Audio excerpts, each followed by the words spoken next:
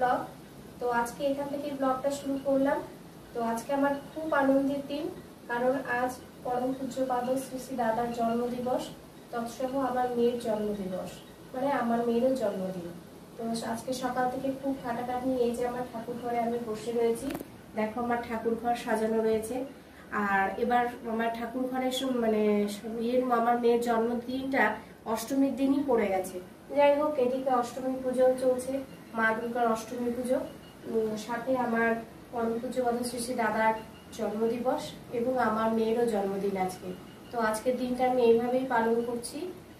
আর সকালবেলা থেকে ঠাকুর ঘর থেকে সমস্ত কিছু সাজানো গোছানো হয়ে গেছে, দিয়ে রান্নাঘরে সমস্ত কাজকর্ম করছি।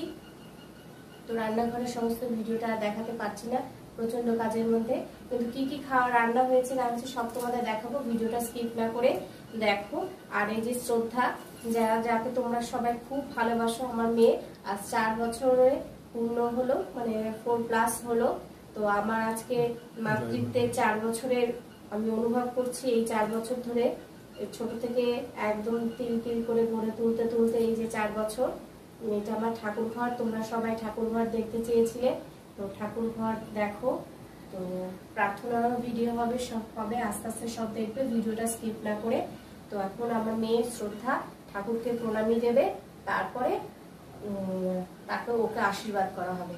তো ঠাকুরকে এখন প্রণামী দিক শ্রদ্ধা। সবাইকে জয় গুরু করো। জয় গুরু।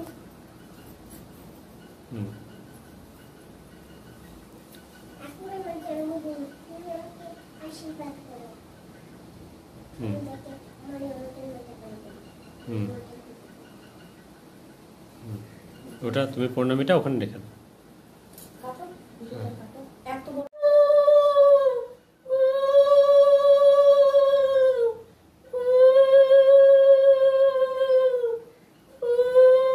মামার দিকে তাকাও।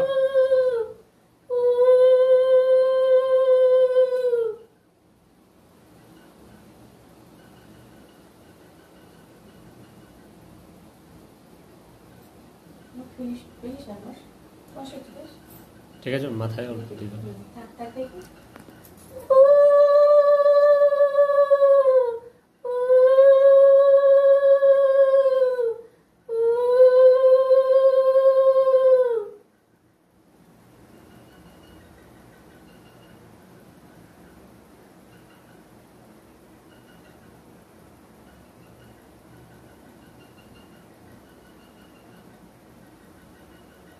প্রণাম করো না, আমাকে প্রণাম করো না। আচ্ছা, জয় গুরু করো। ঠাকুর ঘরে প্রণাম করতে হবে। হ্যাঁ, জয় গুরু। ঠাকুর ঘর থেকে বেরিয়ে তারপর আমরা প্রণাম করব। ঠিক আছে, ওটা আমি করে নিচ্ছি। শঙ্কটা নাই, শঙ্কটা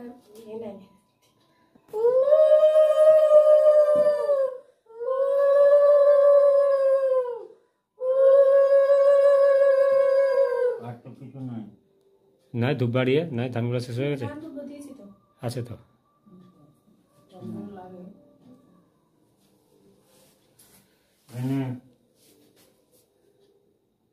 পাহাতে না খাওয়া পুনি কিনে তো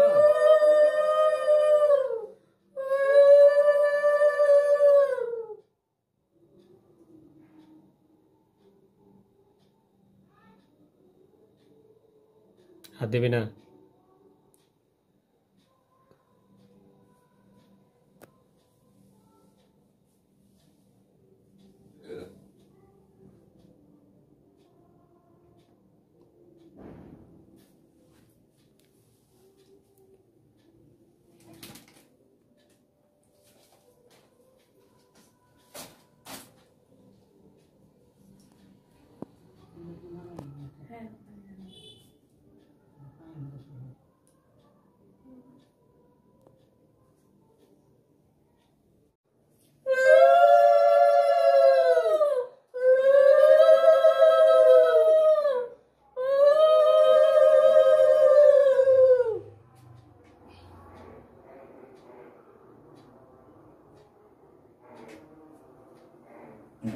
থ্যাংক ইউ।